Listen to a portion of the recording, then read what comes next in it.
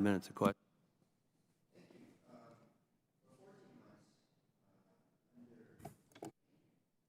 For 14 months, under the guise of investigating the origins of the novel coronavirus, the Select Subcommittee has relentlessly probed our nation's scientific community and researchers.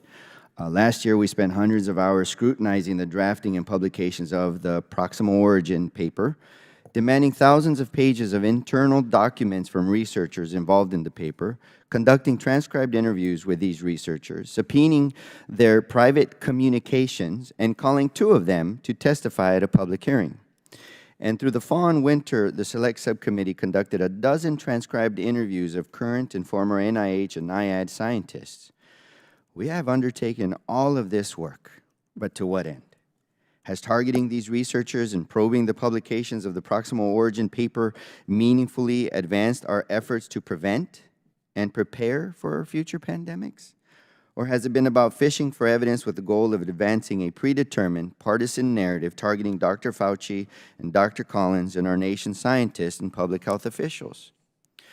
Dr. Thorpe, what work is the scientific community associated with your journals doing to better understand the origins?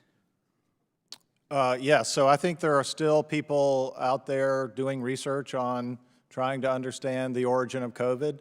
But I think one thing that I would love to explain to folks is that during this phase of the pandemic, at the beginning, most of us were focused on, or I was much more focused on, things that could get us out of the pandemic than understanding where it came from. Now, that doesn't mean I don't agree that it's important to know where COVID came from. But a lot of this that was going on at a time when scientists were working around the clock, rearranging their lives, dealing with the disruptions that they had from COVID. And our journal, we were all at home on our computers, going through thousands and thousands of COVID papers, looking for papers that would help us get the vaccine or new drugs. I agree, I understand that. But now looking in hindsight, I do think, would you agree with this statement that both the scientific and the intelligence communities, maybe might not know about the intelligence communities as much, but there have been some published reports from different agencies, that the thing we can say with certain is that there is no certainty. Oh, yes, I agree with that. You agree with that. So there's no certainty with thinking whether this is a lab leak, and there is no certainty if this is a zoonotic transmission. That's both correct. Are still plausible, and we need to research to make sure both, to determine which one it is. But given the barriers of China non-compliance with our investigations, shouldn't we be preparing on both fronts to determine how can we prevent a zoonotic or how can we prevent a lab leak? Yes, and Thank you. Oh.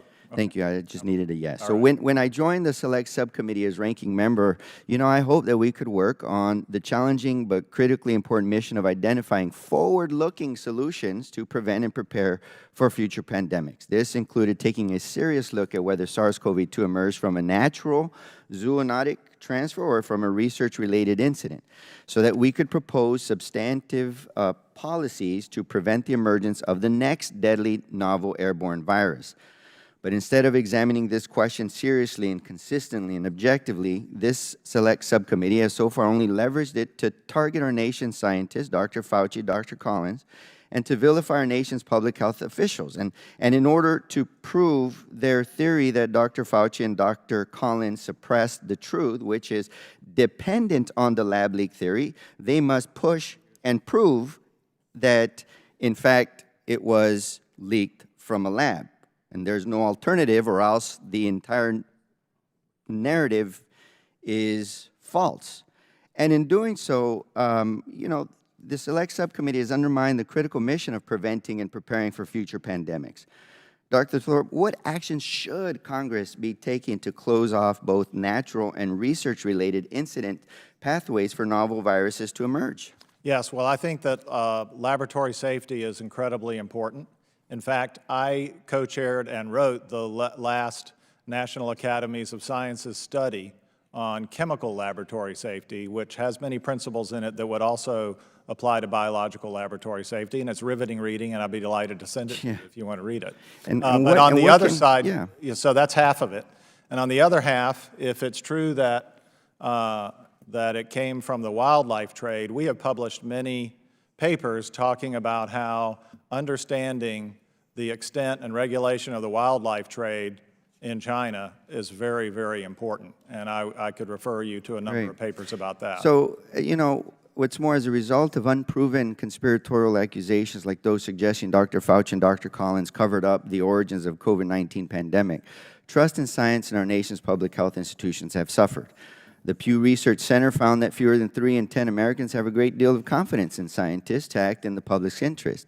So while manufacturing of distrust is largely happening along party lines, it will hurt us all and our public health in the long run, whether you are Republican, Democrat, or Independent.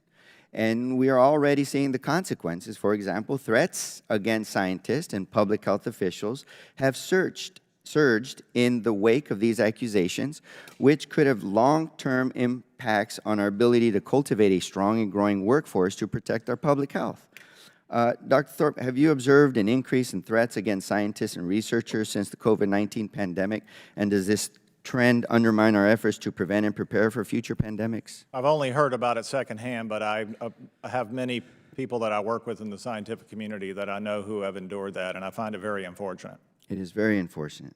And as a physician and public health expert, I am deeply troubled that the subcommittee has prioritized its time and resources on advancing this extreme partisan narrative over fulfilling our obligations to the American people to mitigate future public health threats. So, you know, I once again urge my colleagues on the other side of the aisle to, you know, stop the conspiratorial accusation. There's been no evidence directly linking Dr. Fauci or Dr. Collins. Instead, let's work on forward-looking solutions that can prevent and prepare for the next pandemic. Thank you.